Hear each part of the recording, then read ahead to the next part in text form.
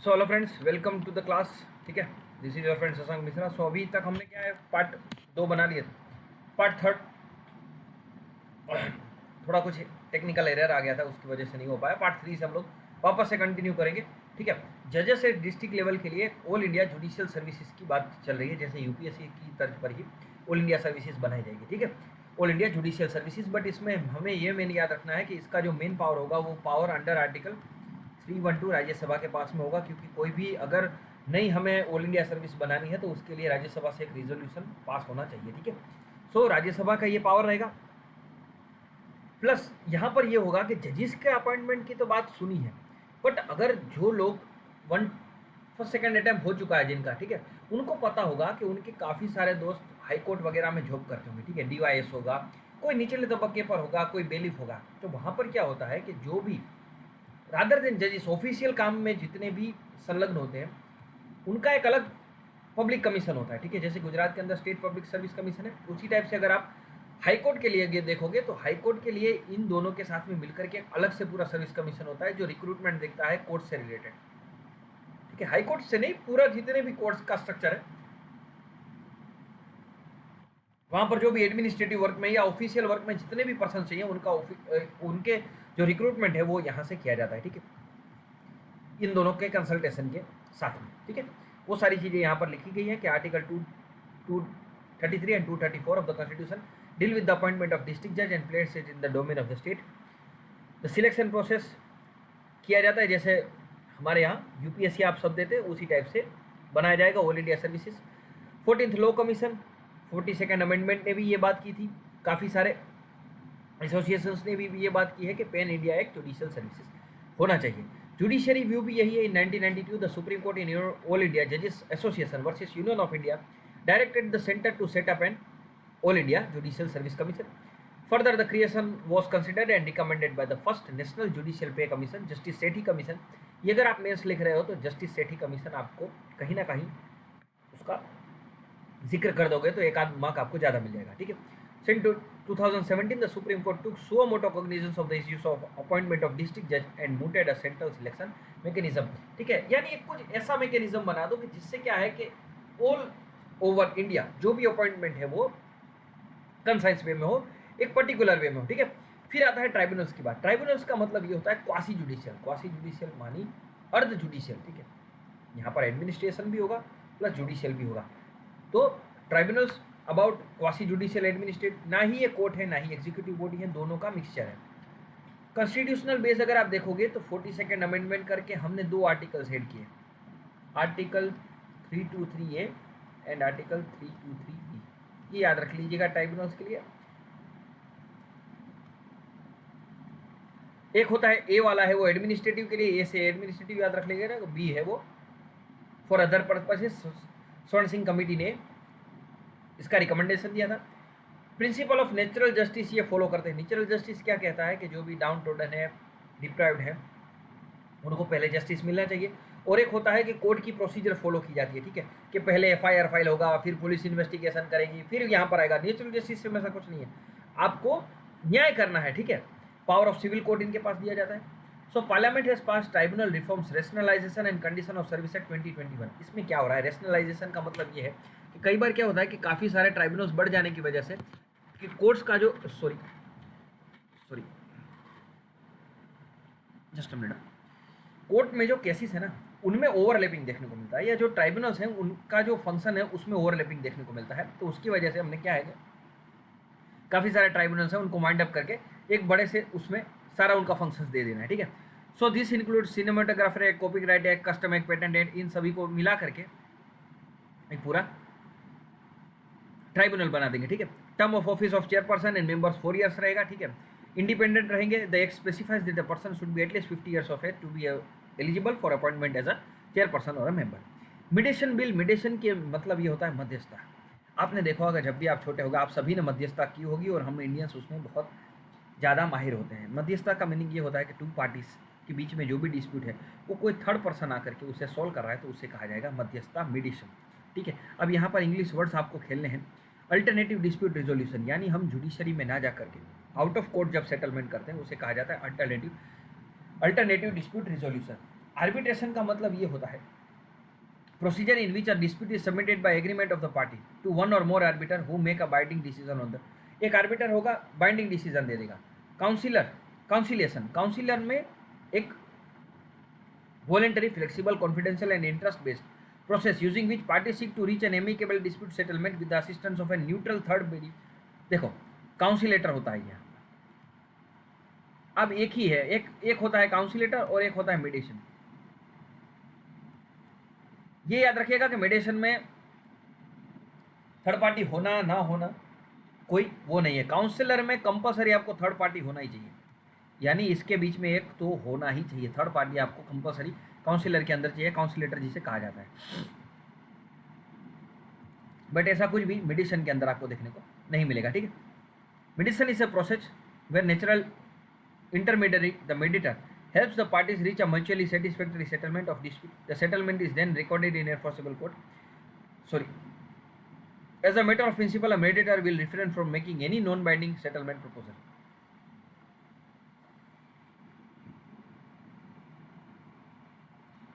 Now, bill seeks to promote and facilitate, यानी जो भी बहुत बड़े बड़े डिस्प्यूट्स हैं इंडस्ट्रियल से रिलेटेड, उन डिस्प्यूट्स का सॉल्यूशन हम लोग इंडिया के अंदर करेंगे, इस टाइप का यहाँ पर कहा जा रहा है, ठीक है।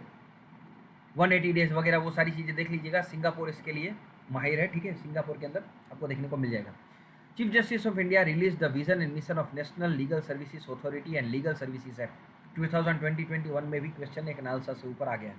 नालसा का मतलब ये होता है कि जो भी इकोनॉमिकली प्लस डिसएडवांटेज पीपल्स हैं उनको फ्री लीगल एड प्रोवाइड किया जाए, ये नालसा का मेन मीनिंग है, ठीक है। So article 39A and with 42nd amendment we direct the state to provide free legal aid by suitable legislation or schemes. About लोक अदालत, it is one alternative dispute resolution mechanism। ये आपका topic पूरा supreme उसमें दिया गया है, ठीक है, कोर्ट्स के बाद में, तो आपको सभी को पता है, तो इसके लिए मैं ज़्यादा इसमें अंदर घुसूंगा नहीं। हाँ, खाली लोक अदालत में इतना याद रखना है कि लोक अदालत क्या है, इसमें कई लोगों को डाउट होता है कि सर ये बाइंडिंग कैसे है और इसमें क्या होता है। देखो समझ लो, लोक अदालत है, ठीक है, और ये हो गया आपका कोर्ट। लोक अदालत में आया, आपका केस चला, ठीक है, पीटी ऑफेंसेस होते हैं, मैरिज वगैरह, डाइवोर्स वगैरह से रिलेटेड, किसी ने किसी को थप्पड़ मार दिया, वो सारे मैटर्स यहाँ पर पीटी मैटर्स सोल्व होते हैं। यहाँ पर जो भी आपको वर्डिक्ट दिया जाएगा वो आपके ऊपर बाइंडिंग होगा, यानी जो भी दो पार्टीज हैं उनको भैया इसको फॉलो करना पड़ेगा। अब आप कहोगे सर बाइंडिंग होगा तो, और इसका जो भी डिसीजन होगा उसके ऊपर आप कोई भी कोर्ट केस नहीं कर सकते, ठीक है। यहाँ पर कोई जुडिशियल आपको मिलेगा नहीं। से सपोज कि यहाँ पर अगर आपका मैरिज से रिलेटेड है, ठीक है, mister X and mister Y का मैरिज है, उसको डाइवोर्स में कन्वर्ट करना है, यहाँ पर ये कह दिया गया कि भैया डाइवोर्स हो जाएगा, ठीक है। बट से सपोज फॉर एग्जांपल कोई ऐसी सिचुएशन आ गई कि ये लोग ये चाहते हैं भैया डाइवोर्स हमें नहीं चाहिए, वापस से हमें रहना है, ठीक है, ये हमें जो भी वर्डिक्ट मिला है ये हम फॉलो नहीं कर सकते हैं, तो कोई बात नहीं, ये जो भी पूरा प्रोसेस था वो आपको हटा देना है, आपको फिर पूरा लीगल प्रोसेस फॉलो करना पड़ेगा, कोर्ट के रास्ते से आपको फिर अंदर आना पड़ेगा, ठीक है, वो फिर पूरा कोर्ट प्रोसेस चलेगा, ठीक है। तो ये होता है लोक अदालत, ठीक है, amicable dispute settlement. No court fee, no jurisdiction to decide matters on merit, person eligible कौन है, woman, children, SC ST, industrial work में, ये ऑलरेडी पूछा गया है, बट तो भी आप उसमें थोड़ा बहुत तिगड़म लगा सकते हैं, ठीक है, 5 लाख से कम का केस हो। अब देखो ये जो मैं बता रहा था ना मीडिएशन वाला, ये याद रखिएगा मेंस में कहीं ना कहीं चिपकाना पड़ेगा ये। So United Nation Convention on International Settlement Agreement resulting from mediation, also known as Singapore Convention on Mediation, has come into force. India approved the signing of the convention in July 2019, prescribing mediation is a mandatory first step. कोई भी अगर dispute आ रहा है, say suppose India UK या India US के बीच में हमेशा सैनिटरी फाइटोसैनिटरी मेजर्स के चलते कुछ ना कुछ डिस्प्यूट होता है, वो WTO में घसीट लिया जाता है। तो इनका मतलब ये है कि WTO के पास हम लोग कंप्लेंट करने जाएं, या कोई दो देश के बीच में कुछ भी है उसको ICJ में लेकर जाएं, या किसी और कोर्ट के पास जाएं, उससे पहले हम लोग क्या करेंगे, मीडिएशन करेंगे, ठीक है। It is the first union treaty to be named after Singapore, instrument to facilitate international trade and promotion of mediation as alternative and effective method of resolving trade dispute, accepted to bring certainty and stability to international framework of mediation। आपकी दो party बैठे, दो party हमारी बैठे, बीच में mediation बैठेगा और काम कंप्लीट करेंगे, ठीक है। Then comes judicial infrastructure in India. Judicial infrastructure का मतलब ये होता है कोर्ट, कोर्ट की बिल्डिंग्स, जितनी भी प्रीमाइसिस एरिया, यानी हार्ड इंफ्रास्ट्रक्चर जो चाहिए टू रन द कोर्ट्स। इसमें खाली हार्ड इंफ्रास्ट्रक्चर नहीं आएगा, आपका नेट कनेक्टिविटी से रिलेटेड सारी चीज़ें, यानी एक कोर्ट को एफिशिएंटली वर्क करने के लिए जो भी चीज़ें चाहिए वो सभी कोर्ट इंफ्रास्ट्रक्चर के अंदर आएगी। तो chief justice of India has propose national infrastructure authority, national judicial infrastructure authority of India, इसके हेड भी चीफ जस्टिस ऑफ इंडिया रहेंगे। E court mission mode project, fast track special court, launch of Gram Nyayalaya online portal, data governance quality index. So centrally sponsored scheme है रहेगी ये, ठीक है, जहाँ पर क्या है कि पूरा एक इंफ्रास्ट्रक्चर इस टाइप से बनाया जाएगा कि इक्विटेबल आपको एक्सेस टू जस्टिस मिल सके, ठीक है। ये आपका फंडामेंटल राइट भी है, ठीक है, आपको जस्टिस मिले, justice at your doorstep, it is also your fundamental right. So assistant granted under the scheme also include fund for implementation of Gram Nyayalaya. Gram न्यायालय यानी जो ग्राम पंचायत से रिलेटेड है, ठीक है, गांव में भी आपके पास कोर्ट्स होनी चाहिए। एस्टैब्लिश अंडर ग्राम न्यायालय एक्ट, अगर कोई पूछे तो ये क्या होंगी, स्टैट्यूटरी होंगी। सो की फीचर्स प्रपोज्ड क्या रहेंगे, नेल्सा मॉडल में ये वर्क करेंगे। नालसा मॉडल में क्या था कि जो डाउन टोडन है या जो दोषित शोषित वर्ग है उनको पहले हम देखेंगे, वही सेम चीज़ यहाँ पर भी देखने को मिलेगी वीकर सेक्शंस वगैरह के लिए। Chief justice of India would be the pattern of chief, यानी इसके हेड रहेंगे, इतना याद रखना है। Live streaming of court cases, live streaming of court cases, अगर आप कोई काम करना, एक काम करिएगा आप लोग, सिंपली है ना अपने यूट्यूब में गुजरात हाईकोर्ट प्रोसीडिंग्स लिखिएगा, ठीक है, आपको पूरा पता चल जाएगा कि कोर्ट कैसे अपनी प्रोसीडिंग्स को है वो सॉरी ऑनलाइन कर दिया जाता है। यानी जो भी हम लोग बात कर रहे हैं, ठीक है, जो भी जजेस सुना रहे हैं या जो भी जजेस काउंटर क्वेश्चन कर रहे हैं विद द एडवोकेट, वो सभी आपको देखने को मिल जाएगा। Gujarat is the first state जहाँ पर क्या है इस टाइप का प्रोसीजर देखने को मिलता है। इसमें ये याद रखना है कि कई केसेस ऐसे होंगे जो क्या है कि एक जनरल पब्लिक के लिए होगा, जैसे मेरे डाइवोर्स वगैरह, कि जहाँ पर क्या है कि जनरल पीपल का कंसर्न है, तो ये इसका मतलब ये है कि इक्वल आप सभी को पता होना चाहिए। ट्रांसपेरेंसी के लिए ये आपके जो कोर्ट है वो क्या कर दिए जाएंगे, ऑनलाइन कर दिए जाएंगे। बट इसमें ये होगा कि सभी केसेस, बहुत याद रखिएगा, यूपीएससी में ये क्वेश्चन बन भी सकता है, आप इसे इजीली एलिमिनेट भी कर पाओगे कि क्या सभी केसेस आप लाइव स्ट्रीम करोगे, नहीं, ऐसा नहीं होगा। लाइव स्ट्रीमिंग के अंदर एक और कॉन्सेप्ट याद रखिएगा कि 10 मिनट का टाइम गैप होगा। जैसे मैं अभी आपके साथ में इंटरेक्शन कर रहा हूँ, तो मैंने अभी इंटरेक्शन कर दिया, ठीक है, एक स्पेसिफाइड टाइम का, यानी 6 बजे मैंने कर दिया, बट 6:10 पर वो लाइव होगा। तो 10 मिनट क्यों दिया जा रहा है कि बाई चांस ऐसा कोई जजमेंट सुना दिया जाए या ऐसी कोई बहुत कॉन्फिडेंशियल चीज़ है जो जनरल पब्लिक को नहीं पता चलना चाहिए, जहाँ पर कोई इंटरेस्ट है वहाँ पर वो क्या कर दिया जाएगा, डिलीट वगैरह कर दिया जाएगा। यानी इतना मान के चलो कि 10 मिनट्स का आपका लेटेंसी होगा, ठीक है, 10 मिनट बाद वो ब्रॉडकास्ट होगा, ठीक है। सो इसके लिए different SUVAS, e code, mode mission, fast and secure transmission of electric record, ये थोड़े नाम याद रखिएगा, मेंस के लिए भी प्लस फिल्म्स के लिए भी। AIBS टूल्स वगैरह यूज करने लगे हैं। SUVAS is also tool for translating Supreme Court judgment into vernacular language. जो जजमेंट मिला है उससे आप चाहो तो इंग्लिश में जजमेंट होगा, ठीक है, बट ऑब्वियस है, चाहे आप गुजराती, कन्नड़, केरला, तमिल, जो भी भाषा में आप चाहो वो आप कर सकते हो। गुजरात हाई कोर्ट ऑलरेडी कर दिया है, 10 मिनट का लेटेंसी रहेगा। आर्टिकल 21, ठीक है, right to access to justice and publishing court proceeding is an aspect of article 129 in which supreme court is a court of record, ठीक है। तो रिकॉर्ड ऑफ रिकॉर्ड आपके पास भी होना चाहिए। की provision of draft rule, matrimonial, sexual offence, gender violence etcetera will not be live stream. जहाँ पर क्या है कि कोई आपकी प्राइवेसी का इश्यू है वो लाइव स्ट्रीम नहीं होगा, ठीक है। Delay of 10 minutes in streaming, unauthorise usage of live stream is punishable. आप ये नहीं कर सकते, जैसे आपने अभी देखा होगा कि यूट्यूब में चला है नया यूट्यूब शॉर्ट्स, ठीक है, तो लोग क्या करते हैं, मैंने कुछ भी बोला उसके पीछे म्यूजिक ऐड कर देंगे, कुछ और लगा देंगे, फिर वो मीम्स टाइप का, यानी कोई कोर्ट की प्रोसीडिंग है उसको आप मीम्स टाइप से नहीं बना सकते, ठीक है, इतना समझ में आ गया। अदर इंपॉर्टेंट न्यूज़ क्या है, power of court under schedule caste and schedule tribe, prevention of atrocities act. Prevention of atrocities का मतलब ये होता है कि जो भी शेड्यूल ट्राइब, शेड्यूल कास्ट हैं उनके ऊपर आप प्रताड़ित नहीं कर सकते हैं, उनको मार पीट नहीं सकते हैं, उनको इन अ सेंस एक ह्यूमन डिग्निटी के साथ आपको ट्रीट करना है। So Supreme Court held that the court could quash proceeding of SC for certain offences. Article 142 Supreme Court को अलाउ करता है कि वो कोई भी ऑर्डर बाईपास करके कोई भी कंप्लीट जस्टिस कर सकते हैं। Supreme court listed following situation where quashing powers can be involve, यानी where it appears to court that offence is primarily private or civil in nature, has not been committed on account of caste of victim. अब क्या होता था, देखो जितने act में जितना ज़्यादा पावर दोगे उतना ही उसका मिसयूज ज़्यादा होगा। इस एक्ट में मिसयूज ये बढ़ गया था कि लोग क्या करते थे कि अपनी पर्सनल अदावत निकालने के लिए झूठे झूठे केस वगैरह फाइल करते थे, ठीक है।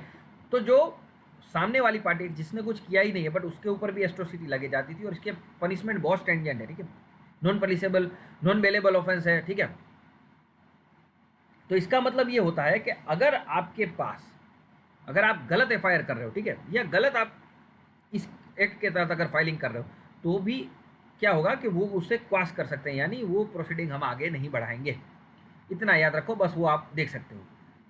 नेशनल कोर्ट ऑफ अपील, ठीक है, attorney general of India pushes the national courts of appeal to relieve pressure on supreme court, यानी सुप्रीम कोर्ट जैसा ही एक नेशनल कोर्ट ऑफ अपील बनेगा, ठीक है। 4 रीजनल होंगे, 15 जज ईच में बैठेंगे, सुप्रीम कोर्ट इटसेल्फ इन 9, और लॉ कमीशन ने भी काफ़ी बार क्या है, ये क्या होगा, इंटरमीडिएट अपीलेट कोर्ट होगी between high court and supreme court. High court supreme court के बीच में अब हम क्या कर देंगे, नेशनल कोर्ट ऑफ अपील। बस इतना याद रखो। अभी ये क्या है, ब्रेन चाइल्ड है, अभी ये इसका कोई कॉन्क्रीट नहीं मिला है। National litigation policy, litigation policy का मतलब ये होता है कि आज हर रोज आप द हिंदू पढ़ोगे, हर रोज आपको ये देखने को मिलेगा कि भाई आज इसने ये पीआईएल फाइल कर दिया, कल उसने ये पीआईएल फाइल कर दिया, ठीक है। तो ये क्या हुआ, ये लिटिगेशन हो गया, ठीक है। So government has recently informed that NLP is under consideration to lay down guidelines for preventing, controlling and reducing litigation. हर छोटी चीज के लिए लिटिगेशन करना, ये it is a wastage of time, wastage of money and very important resources of Supreme court और any court, ठीक है। So step taken to reduce litigation. Legal information management and briefing system, a web portal for the purpose of monitoring litigation of the Union of India. Administrative mechanism for dispute resolution of dispute. Pre-institution mediation and settlement. कुछ ऐसा करो कि भैया court के बाहर ही settlement हो जाए। Administrative mechanism for resolution of CPSE डेप्टिया। सलिया लॉ मिनिस्ट्री ने भी सेम चीज़ कही थी। सिग्निफिकेंस क्या होगा, aimed to transform the government into efficient and responsible litigant, ठीक है।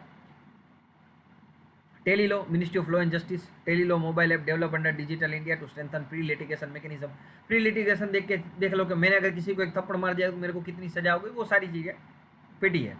मार्शल रेप, मार्शल रेप का मतलब ये होता है कि जो भी मैरिज एक इंस्टीट्यूशन की बात करते हैं, ठीक है, आप सभी मैच्योर हैं, उस लेवल पर जा करके मैं बात करता हूँ। अगर सेक्सुअल इंटरकोर्स जब भी 2 पर्सन्स के बीच में होता है, ठीक है, तो जो वुमन है, ठीक है, उसके साथ अगर कुछ भी गलत होता है, ठीक है, तो वो अपने पति के खिलाफ एफआईआर नहीं कर सकती है, ठीक है। बट इसका एक पर्सपेक्ट ये भी है कि उसके राइट्स वगैरह को हम करें। दूसरा पर्सपेक्टिव सुप्रीम कोर्ट का कहना ये भी है कि अगर इसे हम ओपन कर देते हैं तो मेरे जैसे इंस्टीट्यूशन में काफ़ी सारे डाउट्स खड़े हो जाएंगे, ठीक है, काफ़ी सारे डाउट्स खड़े हो जाएंगे। अगर दोनों के बीच में डिस्प्यूट होगा, ये जो केस है मार्शल रेप का, वो ईजीली वहाँ पर यूज़ होगा। तो ऐसा नहीं है कि कोई इसके लिए डील करने के लिए नहीं है, काफ़ी सारी चीज़ें हैं। सेक्शन 498A है, डोमेस्टिक वायलेंस एक्ट है, बट ये अगर गिनो तो बेसिकली ये ऑफेंस अभी कंसिडर नहीं किया गया है। India is among only 36 countries where marital rape is not a legal crime. Mercy killing का मतलब ये होता है कि किसी को जहर दे करके, पैसिव और एक्टिव आप जानते हैं, ठीक है, किसी को किल कर देना, ठीक है। ये यहाँ पर दोनों केस दिए गए हैं, आप देख सकते हैं। एग्रेसिव में मतलब ये होता है कि मैंने आपको लेथल डोज दे दिया और आपकी हत्या कर डाली, हत्या हो गई। पैसिव में ये होता है कि कोई पर्सन ऐसा है, ठीक है, जैसे अरुणा शानबाग केस में था कि उनके बचने की कोई आशा ही नहीं थी, ठीक है, तो उसमें क्या है कि पैसिव एक जहर टाइप का दे दिया जाता है, जिससे क्या है कि उनकी डेथ वगैरह हो जाती है। फिर इलेक्शन लॉज को अमेंड करने की बात है, रिप्रेजेंटेशन ऑफ पीपल्स एक्ट 1950 और 1951। इसमें एक जो डिफरेंस है वो बहुत इंपॉर्टेंट डिफरेंस है, याद रखिएगा। 1950 का मतलब ये होता है इलेक्शन कराने के लिए मुझे क्या क्या चीज़ें चाहिए, प्री इलेक्शन में कराने के लिए क्या क्या चीज़ें चाहिए। 1951 का मतलब ये एक्चुअल इलेक्शन क्या क्या चीज़ें होंगी, वो सारी चीज़ें देखो। Allocation of seat in and delimitation of constitution for election to the house of people and legislature of state, qualification of voter state election, preparation of electorals वगैरह, यानी इलेक्शन कराने के लिए मुझे क्या चाहिए वो 1951। एक्चुअल कंडक्ट कैसे होगा, conduct of election both houses, qualification disqualification of members of houses, corrupt practices, offences वगैरह सारी चीज़ें इसके अंदर आएंगी। सो चेंजेस इंट्रोड्यूस क्या कर रहे हैं, लिंकिंग इलेक्टोरल विद द आधार, ठीक है, यानी जो आपका इलेक्शन कार्ड है उसे हम लोग क्या कर देंगे, लिंक कर देंगे आधार के साथ में, ठीक है। पर्सन में है वो इलेक्ट्रल रजिस्टर ऑफिसर, वेरिफिकेशन वगैरह ये कथा है, अगर आप चाहो तो इसे पढ़ सकते हो। Qualifying date for enrolment on electoral, पहले क्या होता था क्वालिफाइंग डेट थी in electoral is January 1 of the year in which cell roll is prepared और revise, this implies a person who turns 18 after January 1 can enrol. अब क्या हो गया, 4 बार में डिफाइन कर दिया गया कि आप भैया 4 बार, जनवरी 1, अप्रैल 1, जुलाई 1 और अक्टूबर 1, इन चारों डेट में से कभी भी बीच में हो जा रहे हैं आपके बर्थडे तो आप भी एलिजिबल हो जाओगे 18 अप से। जेंडर न्यूट्रल प्रोविजन, पहले क्या था कि वाइफ टर्म लिखा था, ठीक है। तो क्या होता था कि जो सर्विस वोटर्स हैं, तो अब ऐसा तो नहीं है कि सर्विस वोटर्स में खाली मेल ही है, फीमेल्स भी आ रही हैं, तो अब क्या है वाइफ को चेंज करके स्पाउस कर दिया गया, बट ऐसा कोई एमसीक्यू वर्दी यहाँ पर काम नहीं है। Just a minute, requisitioning of premises for election purposes, ठीक है। यानी आपने देखा होगा कि आपके स्कूल कॉलेजेस वगैरह जब इलेक्शन होता है तो उसको सरकार है वो टेक ओवर कर लेती है, उसे स्ट्रॉन्ग रूम वगैरह बनाती है, ठीक है। अब क्या हो गया, बिल एक्सपांड कर देता है, for such premises can be requested, ठीक है, counting storage of voting material and poll related material and accommodation of security forces and polling personnels, इसके लिए भी आप मना नहीं कर सकते। इलेक्ट्रोल सिस्टम 324 से लेकर के 329 इन पार्ट 15 में दिया गया है। इलेक्शन ऑल हेल्ड यूनिवर्सल एडेड फ्रेंचाइज, रिजर्वेशन है, शेड्यूल कास्ट शेड्यूल ट्राइब्स का 84 47। डिलिमिटेशन कमीशन का मतलब ये होता है कि इतनी जो कॉन्स्टिट्यूंसी उसे एक एमएलए रूल करेगा, इसे एमपी रूल करेगा वो। First pass the post system in Lok Sabha, यानी किसी को 1900 वोट्स मिले हैं, किसी को 1901 मिले हैं, पूरा काउंटिंग खत्म हो गया तो 1901 वाला जीत जाएगा, यानी फर्स्ट पास द पोस्ट, एक पोस्ट बनी उसको आपने पास कर दिया। प्रोपोर्शनल रिप्रेजेंटेशन का मतलब ये होता है कि आप एक प्रोपोर्शन ऑफ जो सिटीजन्स हैं उन्हें रिप्रेजेंट कर रहे हैं। Political parties are indispensable part of electoral process, अगर कोई पॉलिटिकली पार्टी ही नहीं होगी तो कैसे आप इलेक्शन करवाओगे, ठीक है। इलेक्शन कमीशन ने काफ़ी सारी चीज़ें यहाँ पर लिखी हैं, सिंपल है, कितना खर्च बढ़ा दिया कोई पूछने वाला है नहीं, अगर आप चाहो तो इसे रीड कर सकते हो, बट इतना कोई इसमें इंपॉर्टेंट है नहीं। फिर बात आती है एंटी डिफेक्शन लॉ की। एंटी डिफेक्शन दल बदलो, एक से दूसरे में गए, ठीक है। 52nd अमेंडमेंट राजीव गांधी के टाइम पर आया था, 10th शेड्यूल इसने ऐड किया है, ठीक है। इंडिपेंडेंट मेंबर ये सभी आपने पढ़ा है, इसलिए इसमें ज़्यादा हम लोग नहीं घुसेंगे। टाइम लिमिट, ठीक है, टाइम लिमिट कुछ भी नहीं है, ठीक है, स्पीकर डिसाइड करता है एंटी डिफेक्शन में, इतना याद रखो। इलेक्टोरल बॉन्ड्स, ये भी काफ़ी सारा टाइम से हम सुनते आ रहे हैं कि क्या है कि जैसे मुझे इंडिविजुअल को या किसी भी और ग्रुप को, किसी पॉलिटिकल पार्टी को कुछ पैसा डोनेट करना था, पहले क्या होता था कि अनएनुमस पैसा डिस्ट्रीब्यूट होता था, मुझे देना है मैंने दे दिया, कोई उसका चेक एंड बैलेंस नहीं होता था। इलेक्टोरल बॉन्ड में ये हो गया है कि भैया मुझे अगर देना है तो इलेक्टोरल बॉन्ड परचेस करने का पड़ेगा एसबीआई से, फिर मैं दे पाऊंगा। इसमें खाली ये याद रखना है कि कितने डोमिनेशन में होगा, 15 दिन के अंदर इसे वो कर लेना है। कौन पार्टी से एलिजिबल है वो याद रखिएगा, कई बार स्टेट पीसीएस एग्जाम में यहाँ पर खाली ये कहा गया है कि ओनली नेशनल पार्टीज, ऐसा नहीं है, स्टेट पार्टीज भी हैं, बट ये कंडीशन है political parties who have at least secured 1% vote in the last Lok Sabha or State Assembly are registered under Section 29A of Representation of People Act, ठीक है। फिर इसमें ईवीएम और VVPAT की बात की जाती है। ईवीएम आप सभी ने वोट किया होगा, वीवीपैट में याद रखिएगा कि जो स्लिप निकलती है वो आपको खाली थोड़े टाइम के लिए दिखाई जाती है, फिर उसमें गिर जाएगी। कब पहली बार ईवीएम यूज हुआ था, Parur assembly constitution in Kerala 1982, ये स्टेट असेंबली स्टेट पीसीएस वाले पूछते हैं, ऐसा कोई यूपीएससी नहीं पूछेगा। वीवीपैट आप सभी जानते हैं, ठीक है, एक स्पेसिफाइड टाइम के लिए वो 7 सेकंड्स के लिए रहता है, फिर वो वापस से उसी बॉक्स में ड्रॉप हो जाता है। मॉडल कोड ऑफ कंडक्ट, ठीक है, जैसे आप जानते हैं आचार संहिता जिसे कहा जाता है, वो स्टार कैंपेनर स्टेटस, यहाँ से भी क्वेश्चन बनने का कोई वो नहीं है। वो क्या है कि भैया जैसे भाजपा है तो वो अपने 5 लोगों को स्टार कैंपेनर कह देगी, जिसका क्या है कि एक रेपो होता है, ठीक है, नेशनली। वो डिलिमिटेशन कमीशन बताया कि जो process of fixing boundary of territorial constituency, यानी इतनी कॉन्स्टिट्यूंसी के एक एमपी होंगे, इसका एक एमएलए होगा, वो सारी चीज़ें। Floating constituency, Kashmiri Pandit organisation proposed a floating constituency which would reserved for contesting and voting only for customary Pandit migrant from Jammu Kashmir और similar line as Sikkim. It is a constituency without any geographical boundary, यानी एक संघ के लिए, यानी एक जैसे लामा संघ इन सिक्किम है उसके लिए एक बनाया गया था कि भैया जो लामा संघ हैं उनके लिए एक अलग से हम लोग क्या कर देंगे, कॉन्स्टिट्यूंसी बना देंगे, यानी इसका एक रिप्रेजेंटेटिव ही जा करके वहां पर बात करेगा। Clear? One nation one legislative portal, ठीक है, सिंपल है, उसमें भी पढ़ लीजिएगा। इंपॉर्टेंट लेजिस्लेशन की बात करें तो panchayat extension to scheduled area act 1996, इसका मतलब ये होता है कि जो हमने पढ़ा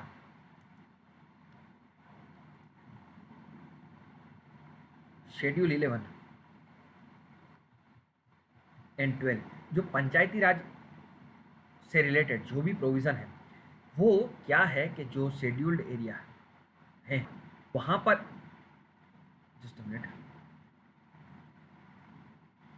सॉरी, शेड्यूल्ड एरिया में अप्लाई होंगे, फुली अप्लाई होंगे या थोड़े चेंजेस के साथ में अप्लाई होंगे, क्या होंगे, चेंजेस के साथ में अप्लाई, ठीक है। तो ये याद रखिएगा कौन से स्टेट्स हैं वो इसके अंदर में आते हैं, ठीक है, और एक्ट का क्या काम है वो बस। Exam the 5th schedule area from part 9 provision of panchayati Raj act. Dilip Singh Bhadauria committee ने पीसा एक्ट लगाया था 1996 में कि भैया अप्लाई होंगे बट विथ सम मॉडिफिकेशन, कि जो उनके लिए अच्छे हैं वो प्रोविजन तो अप्लाई होंगे। मिनिस्ट्री ऑफ पंचायती राज इसका नोडल है। मेजर क्या है, to control institution and functionaries in social sector and local plans, to manage minor water sources, regulate and restrict sale consumption of liquor वगैरह। कौन से राइट्स होंगे वो, resettlement and rehabilitation and prospecting licence, mining licence for minor minerals जैसे sand वगैरह हो गया। Power of mandatory consultation in matter of land acquisition, prevent alienation of land. Alienation का मतलब ये है कि जो ट्राइबल्स की लैंड है वो कोई हम जैसे नॉन ट्राइबल्स जा करके अगर उसे एक्वायर करते हैं उसे कहा जाता है एलिनेशन, यानी कोई एलियन आकर के ले गया। एंड रिस्टोर एलिनेटेड लैंड, ठीक है, बस वो सिंपल यहाँ पर कस्टमरी लॉ वगैरह बोल वचन लिखे हैं, यहाँ से कोई बनने का वो नहीं है। फिर फॉरेस्ट राइट एक्ट की बात आती है। Ministry of environment, forest and tribal ministry sent a joint communication to all state government for expeditious implementation of scheduled tribes and other traditional forest dweller act, recognition of forest right act 2006 commonly known as forest right act, ठीक है। Forest right act का मतलब क्या है? Forest right act का मतलब ये है कि जो भी शेड्यूल्ड ट्राइब्स है, ठीक है, जो भी शेड्यूल्ड ट्राइब्स हैं, ठीक है, उनकी जो लैंड है प्लस उनके जो सॉरी जो उनके लैंड है उसे कोई और ना ले ले, ठीक है, उनके जो भी राइट्स है वो रिजर्व करके रखे जाए। To undo the historical injustice occurred to the forest dwelling communities, to ensure land tenure, livelihood and food security of the forest dwelling scheduled tribes and other forest dwellers, to strengthen the conservation regime of forest and maintain। यहाँ पर जो main है वो ये है, community forest resource यानी सभी पूरी कम्युनिटी का है। माइनर फॉरेस्ट प्रोड्यूस जैसे बाम्बू, ब्रूस वुड वगैरह हो गया वो फॉरेस्ट ड्वेलिंग शेड्यूल्ड ट्राइब्स, ठीक है, जो फॉरेस्ट में ही रहते हैं। अदर ट्रेडिशनल फॉरेस्ट ड्वेलर्स यानी फॉरेस्ट में तो नहीं रहते बट उनसे उनका ताल्लुकात है। एनी मेंबर और community who has for at least 3 generations prior to 13 December 2005 primarily resided in and who depend on the forest and forest land for bona fide livelihood needs। bona fide livelihoods needs यानी अगर आपको SC/ST होंगे तो आपको ST होंगे तो आपको पता होगा कि आपका जो रिजर्वेशन मिलता है उसमें आपकी लाइनेज देखी जाती है कि आपके फोर फादर्स रहते थे या नहीं रहते थे, तो उसको बोनाफाइड करने के लिए। क्रिटिकल वाइल्ड लाइफ हैबिटेट यानी जहाँ पर क्या है कि सेंसिटिव वाइल्ड लाइफ है वो डिसाइड करती है, जिसे ministry of environment and forest consult करती है। लोकली पीपल के साथ में उसे रिकॉग्नाइज किया जाता है। फॉरेस्ट विलेज यानी जो फॉरेस्ट के अंदर विलेजेस का सेटलमेंट होता है वो, ठीक है, बोल बचन है उसमें ज़्यादा कुछ नहीं है। Juvenile justice care and protection of children amendment act, इसमें क्या है, जुवेनाइल मैंने पहले बता दिया कि 18 साल से नीचे यानी 16 से 18 के बीच में जितने भी पर्सन्स हैं उन्हें जुवेनाइल कहा जाएगा, ठीक है। So children in conflict with law, children in need of care and protection. It provided for trial of juvenile in conflict with law in age group of 16 and 18. Sorry. So the act was brought to replace the juvenile declaratory law and juvenile justice and care 2000. ये जो United Nation convention है right to child, ठीक है, Hague convention, उसके हम लोग signatory है, उसकी वजह से ये किया जा रहा है। फीचर ऑफ अमेंडेड एक्ट क्या होगा, district magistrate, additional district magistrate के एडॉप्शन वगैरह कर सकते हैं। फंक्शंस वगैरह थोड़े कुछ ज़्यादा किए गए हैं। अपील्स को रिमूव कर दिया गया है, ठीक है। एडॉप्शन वगैरह से रिलेटेड है। डेजिग्नेटेड कोर्ट्स, ठीक है, पहले ये था कि भैया चिल्ड्रन कोर्ट्स अलग से बनाई जाएंगी, ठीक है। Imprisonment of more than 7 years will be tried in children's court, but अब क्या है कि कोई भी ऑफेंस हो उसे आप चिल्ड्रन कोर्ट में ले सकते हो। बट अगर ऐसा देखोगे ना तो यहाँ पर कोई भी ऐसा वर्थ टॉपिक नहीं है ये, यानी ये पेज में ऐसा कुछ वर्थ नहीं है कि जहाँ से आपके लिए एमसीक्यू फंस सके, ठीक है। चाइल्ड वेलफेयर कमिटीज़ वगैरह बनाई जाएंगी, वो ईजी है, अगर आप चाहो तो रीड करोगे तो भी हो जाएगा, या अगर सिंपल आप रीड भी नहीं करते हो एमसीक्यू में आएगा तो भी आप निकल लाओगे। Other important news, cable television network amendment rules आ रहे हैं, ठीक है। To provide statutory mechanism to redress citizen grievances relating to content broadcast by television channels. अब ये जो लोकल ब्रॉडकास्ट चैनल वाले होते हैं ना, वो दे धनाधन कुछ भी ब्रॉडकास्ट करते हैं, ठीक है। रात को देखोगे तो कुछ ना कुछ चलता उनका, तो उसके लिए सिटीजन ग्रीवेंस है, तो उसके लिए बनाया गया। ड्राफ्ट सिनेमेटोग्राफर एक्ट है, ओटीटी वगैरह से रिलेटेड है, ठीक है। Process of certifying film from theatrical more effective, ठीक है। ये हमारे काम का कुछ है नहीं इसमें, अगर आप देखोगे तो क्या यूपीएससी एमसीक्यू बनेगा, ठीक है। So you must be using your smartness, ठीक है। मेरे को पता है आप सभी स्मार्ट हो, बट क्या है थोड़ी बार देख लेने का, भाई बनेगा इसमें से क्वेश्चन, नहीं बन सकता, ठीक है। फिर आता है model tenancy act. Model tenancy act में क्या है कि जो जैसे आप लोग अभी पीजी वगैरह में रहते हो, ठीक है, कई लोग आपके दोस्त वगैरह होंगे वो फ्लैट में रहते होंगे, तो मॉडल टेनेंट उन्हें क्या कहा जाएगा, टेनेंट, यानी वो कुछ भाड़े पे रह रहे हैं, ठीक है, कुछ रेंट दे रहे हैं टेनेंट्स, और कुछ उनके ओनर होंगे। तो इसमें मॉडल टेनेंसी एक्ट में ये याद रखना है कि टेनेंसी एग्रीमेंट कराना पड़ेगा, सभी सिटीज़ में होता है। कुछ एक सिक्योरिटी डिपॉजिट होगी, रेंट अथॉरिटी बनेगी, rent court and rent tribunals बनेंगे, जहाँ पर क्या है कि ये ऑफेंसेस वगैरह से रिलेटेड, जैसे अगर आप बैचलर सी की बात करो तो बैचलर्स इतनी भसड़ मचाते हैं, ठीक है, पूरा एकदम फ्लैट आपका पता नहीं चलेगा कि ये फ्लैट मेरा ही था कि क्या हो गया एक साल में, ये क्या पूरा एकदम धुआं धुआं हो गया, ठीक है। तो ये सारी चीज़ें हैं कि अगर कुछ आप गलत करते हो, ठीक है, तो और ये भी नहीं हो सकता कि जैसे आप टेनेंट बहुत अच्छे हो और आपका ओनर कल आकर के, आपने अभी एग्रीमेंट कराया 2 महीने नहीं हुए, कल आकर के बोल दे कि भैया आज ही के आज खाली करो, तो ऐसा भी नहीं है, ठीक है। तो उसमें क्या है कि ओनर के राइट्स प्लस जो रेंट में रह रहे हैं टेनेंट्स, उन दोनों के राइट्स का समन्वय करने के लिए ये बनाया गया है। इसमें भी कुछ एमसीक्यू वर्दी नहीं है।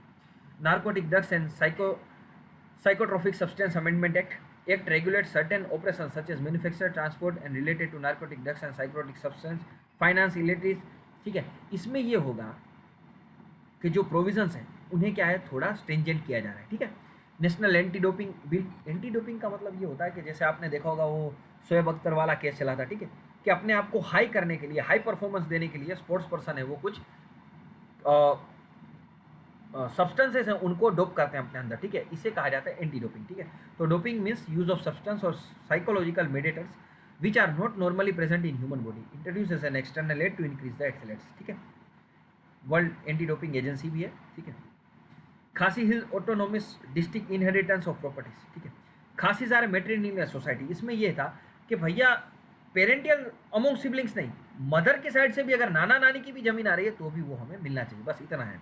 सेंट्रल यूनिवर्सिटीज एक्ट है, ठीक है, amend central universities act to provide establishment of a university in the name of Sindhu central university in union territory of Ladakh, ये भी कोई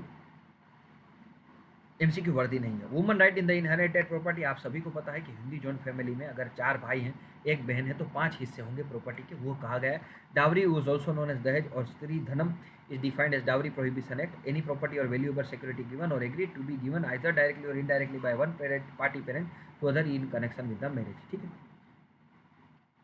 फिर आ जाए इंपॉर्टेंट बॉडीज में, अगर आ जाओगे आप तो सीबीआई एनडी की बात करेंगे। सीबीआई है वो स्टैट्यूटरी नहीं है, ये याद रखिएगा, वो खाली पावर डिराइव करती है दिल्ली पुलिस स्पेशल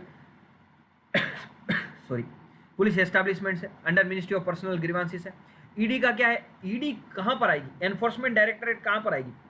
सीबीआई हर एक टाइप का क्राइम डील करेगी, ईडी स्पेसिफिकली पैसा से डील करेगी, हवाला कांड से हो गया, आपने बहुत सारा पैसा इंटरनेशनली मंगाया है, ठीक है, उसको आप गलत तरीके से यूज़ कर लो, जहाँ पर foreign exchange management act of 1947 आएगा, या तो फॉरेन एक्सचेंज मैनेजमेंट एक्ट हो गया या prevention of money laundering act, वहाँ पर ईडी का काम आएगा। बट ये किसके अंडर है, department of revenue under ministry of finance, और ये किसके अंडर था, ministry of personnels public grievances and pension. Important news में अगर आप देखोगे तो प्रेस काउंसिल ऑफ इंडिया, ये याद रखना है, ये ऑटोनोमस है, स्टैट्यूटरी है, काउंसिल क्वासी जुडिशियल बॉडी है, ठीक है। Moral watchdog for Indian press, यानी इंडियन जो प्रेस है वो कैसे मोरल स्टैंडर्ड्स फॉलो करेगी, ठीक है, क्या क्या हमारे मोरल हाइट्स रहेंगे, उससे रिलेटेड जो सारी चीज़ें हैं वो press council of India define करती है। नेशनल कमीशन फॉर सफाई कर्मचारी, आपने देखा होगा कि कई लोग आज भी पीट होल्स वगैरह में, अब तो खैर बहुत कम हो गया, पीट होल्स वगैरह में जाकर के सफाई करते हैं, ठीक है, बहुत ही इनह्यूमन कंडीशंस में रहते हैं। उनका उत्थान के लिए, उनके डेवलपमेंट के लिए it is a non statutory body. ठीक है, for the upliftment plus specific programmes वगैरह के लिए डील होता है। National backward classes finance and development corporation and schedule caste finance development corporation, इसका सिंपल मतलब ये है कि कोई भी डेवलपमेंट टास्क है उसमें SC ST वगैरह फाइनेंस की वजह से पीछे ना रह जाए, उसके लिए ये कंपनी काम करती है, fully owned by Indian government. ठीक है, फिर important aspect of governance, important aspect of governance में अगर आप देखोगे तो सिटीजन्स चार्टर, सिटीजन चार्टर का मतलब ये होता है कि क्या क्या सुविधा आपको सरकार देगी, क्या क्या for what type of services you are eligible. ठीक है, so it is an autonomous organisation under ministry of rural development, national institute of rural development and panchayati raj. It is recognised internationally as one of the UNESCAP economic and social commission for Asia. It studies the functioning of panchayati raj institution, यानी जो हमने democratic decentralisation की बात की है, पंचायत कैसे work कर रही हैं, उसमें क्या अभी और ज़रूरत है, क्या फाइनेंस की ज़रूरत है या किसी और चीज़ की ज़रूरत है, वो सारी चीज़ें देखती हैं, फोकस ऑन पॉलिसी प्रोग्राम सारी चीज़ें। सो मॉडल पंचायत सिटीजन्स चार्टर, इसमें यह है कि एक मॉडल बना दिया जाएगा कि इतनी इतनी चीज़ें तो ग्राम पंचायत में जो भी रह रहे हैं उसको आपको देनी पड़ेगी। तो सिटीजन चार्टर में क्या क्या प्रिंसिपल होंगे, क्वालिटी मेंटेन करेंगे, स्टैंडर्ड होगा, चॉइस होगा, ठीक है, आप चॉइस कर सकोगे, वैल्यू होगी, ठीक है, for the tax payers money, accountability होगी, यानी आपने ये कह दिया कि 400 करोड़ का रोड बन गया, बट वो अकाउंटेबल कब हो गए कि जब सरकार सिटीजन आपको पूछे भैया बताओ 400 करोड़ कैसे यूज है, बताइए हमें सारे बिल, तो वो आपका होगा अकाउंटेबिलिटी, ट्रांसपेरेंसी होगी। Components of citizen charter, detail of business transacted by organisation, stake holder, standard, grievance redressal, expectation for from clients and vision and mission of organisation. ये देखो तो पूरा बोल बचन है, इसमें से भी कहीं पर भी MCQ फॉर्म नहीं हो सकता है, rather than delivery then this 243G, जिसमें बेसिक सर्विस की जो डिलीवरी है वो उनका बेसिक राइट है। ठीक है, फर्स्ट इवॉल्व हुआ था यूनाइटेड किंगडम में, बट ये सभी मेंस के टॉपिक हैं, ऐसा कोई डायरेक्ट प्रीलिम्स में आपके लिए क्वेश्चन नहीं बनेगा, बनेगा तो भी आप उसमें से उड़ा पाओगे। ठीक है, so you have to read a lot. So जितना मैं आपके लिए इतना ही हेल्प करूंगा कि जितना आपके लिए इंपॉर्टेंट है या जितना नहीं है, जैसे आगे हमने बहुत डिटेल में पढ़ा क्योंकि वो बहुत इंपॉर्टेंट है, ये नहीं इंपॉर्टेंट है तो फिर उसका सब जल्दी जल्दी पढ़ते चलो। जैसे ये राजीव गांधी पंचायत सशक्तिकरण अभियान, मॉडल सिटीजन चार्टर, सबकी योजना सबका विकास, मिशन अंत्योदय, ई ग्राम स्वराज योजना, ये अगर सिंपल अगर आप पढ़ भी लोगे तो आपका काम कंप्लीट हो जाएगा। ठीक है, ग्राम panchayat development plan.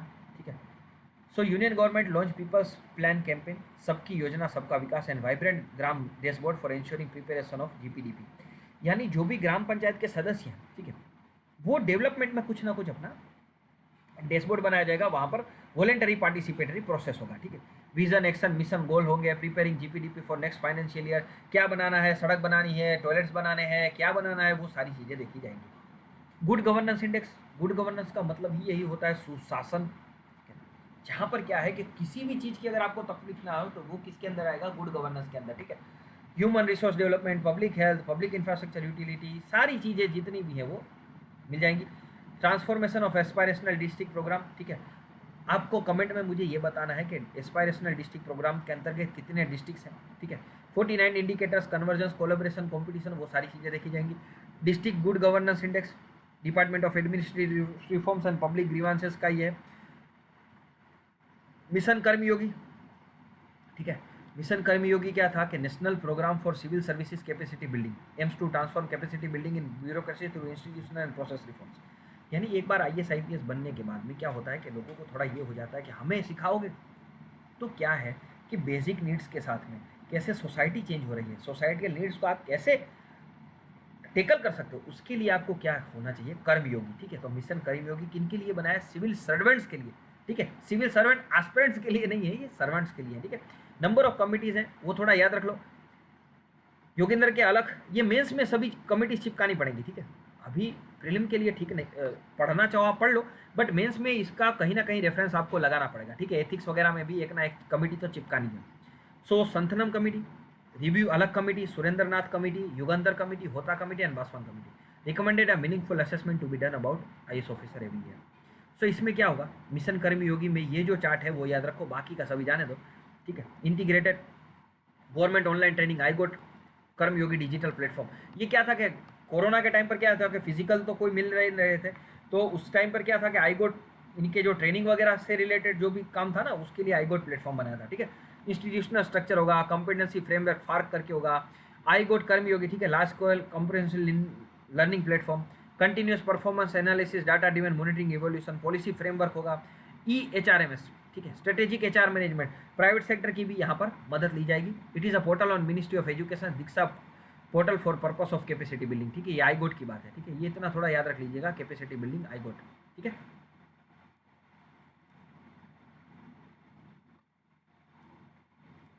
Now digital rights का मतलब ये होता है कि यूरोपियन कमीशन है, उन्होंने digital rights and principle recently को extension of Berlin declaration on digital safety and value based digital of EU council, ये भी याद रखिएगा, ठीक है। 6 राइट्स हैं, ठीक है, 6 राइट्स। सिंपल मतलब ये है कि आप कोई भी, जैसे हम सभी डिजिटल यूज़ कर रहे हैं, उससे रिलेटेड बोल वचन है, ठीक है।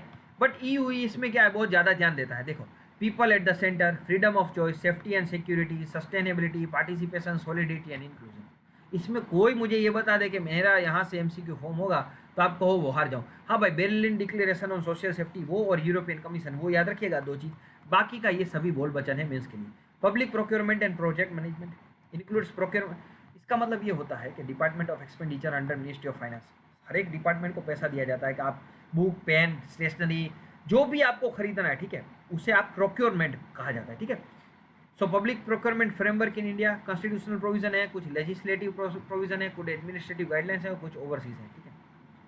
ओवरसीयर्स यानी आपने जो कर दिया फिर उसके बाद में देखेंगे, जैसे CBC हो गया, CAG हो गया, CCI हो गया, CBI हो गया, ठीक है, कि पैसा कहीं गलत जगह तो नहीं चला गया, उसके लिए।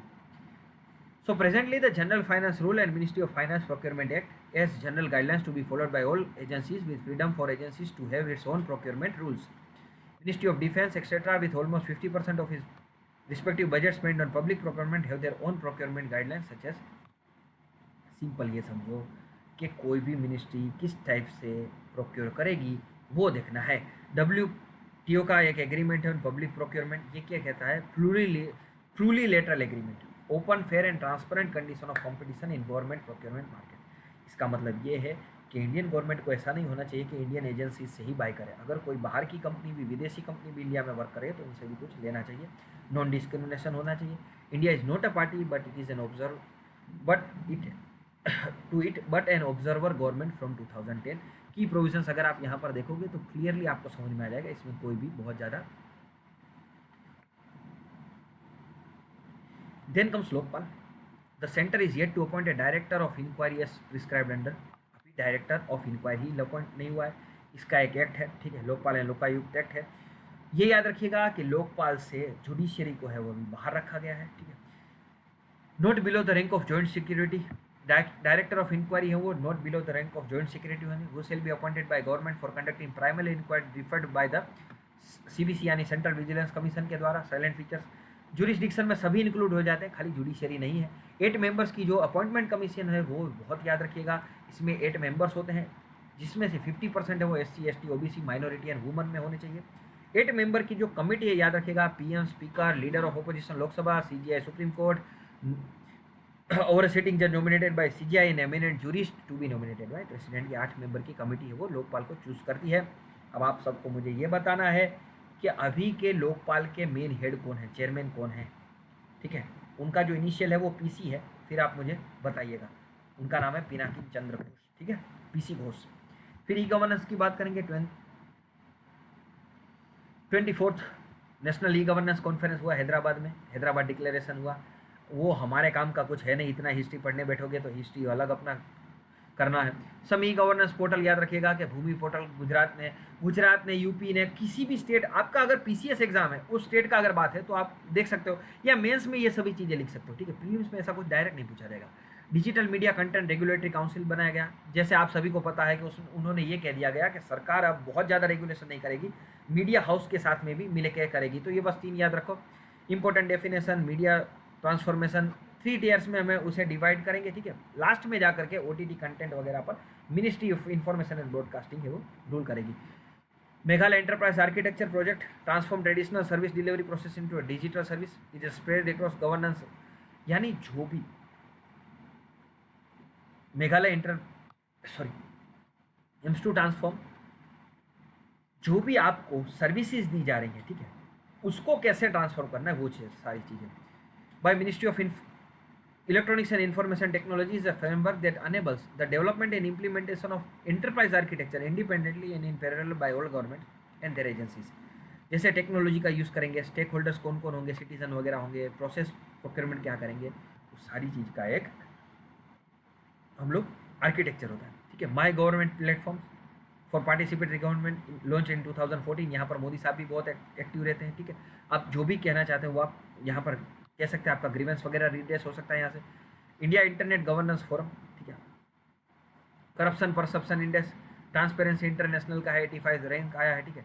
Perceived level of public sector corruption in accordance it users 0 यानी हार्डली करप्टेड, 100 यानी वेरी क्लीन।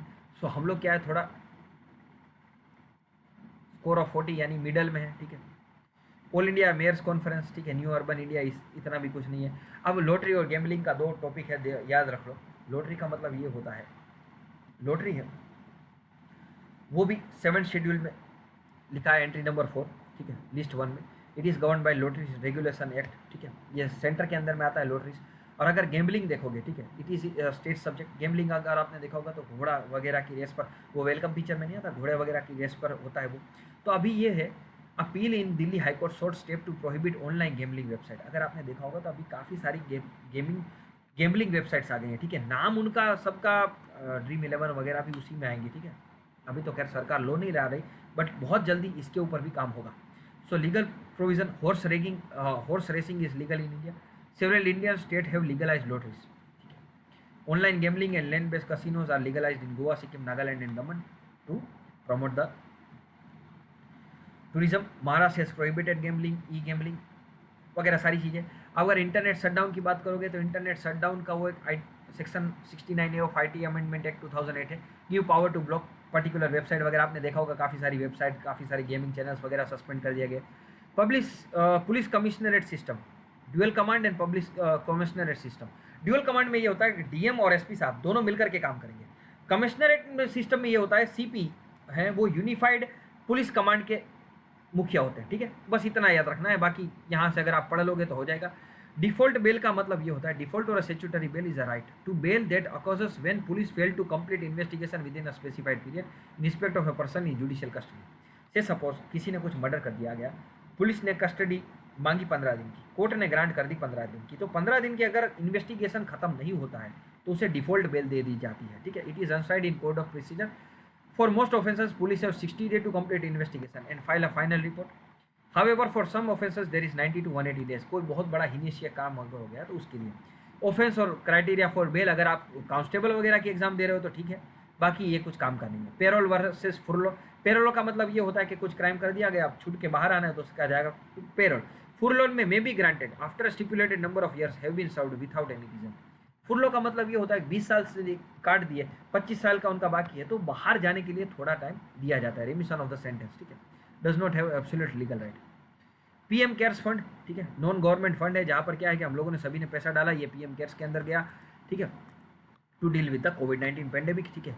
प्राइम मिनिस्टर है वो उसके एक्स ऑफिशियो चेयरपर्सन है। CSR में भी आप पैसा डाल सकते हो, इंडिविजुअल भी डाल सकते हो, कोई भी इसमें डाल सकता है।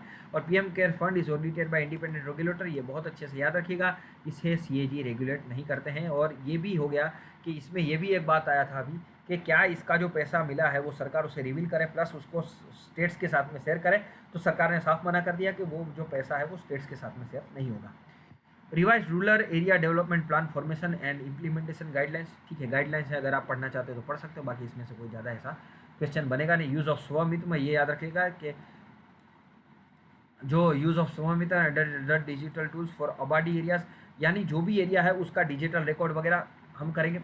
Rules for post retirement hiring of officials by government, ठीक है, जो रिटायर हो गए हैं उन्हें वापस से लेना है तो उसके लिए रूल्स। बट इसका हाँ देखो, ये जो लैंडमार्क कोर्ट केसेस है ना, मैंने आगे भी बताया था आपको, ठीक है, ये एक अगर बन सके, ठीक है, अगर हो सके तो इसका एक काम करिएगा आप लोग, इसका एक प्रिंट निकाल लीजिएगा और 3-4 बार लिख करके इसे अच्छे से याद कर लीजिएगा।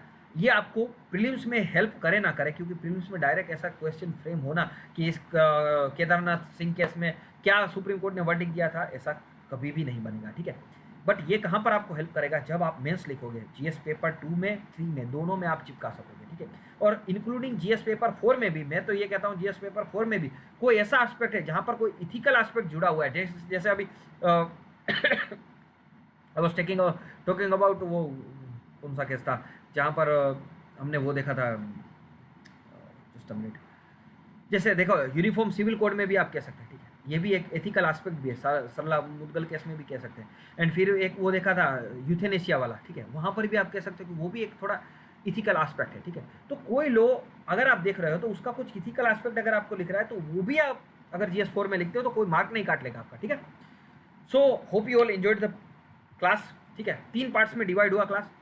अगर आप चाहें तो इसको 1.5 या 2x की स्पीड में भी देख सकते हैं, आपका जल्दी से काम कंप्लीट हो जाएगा। Tomorrow we will be starting with the economy, ठीक है, धीरे धीरे सभी पीटी 365 कंप्लीट कर देंगे। फिर इसके बाद में एक काम और करेंगे कि जितना भी आपके टेस्ट सीरीज हैं उनके जो इंपॉर्टेंट टॉपिक्स हैं या जो इंपॉर्टेंट मुझे लग रहा है वो भी आपका करा दूंगा। और लास्ट एक लेक्चर हम ऐसा लेंगे कि जहाँ पर क्या है हम लोग ये डील करेंगे कि कैसे प्रीलिम्स का पेपर अप्रोच किया जाएगा, ठीक है, वो डील करेंगे। So hope you all enjoyed the class. This is your friend Shashank Mishra winding up. If you like the class then please like share and subscribe. अगर आपको कुछ अच्छा नहीं भी लग रहा है प्लीज़ कमेंट में बताइएगा, तो so that we can improve more and more. And this is all a totally free class from my side, so please keep supporting. Thank you. जय हिंद, जय भारत।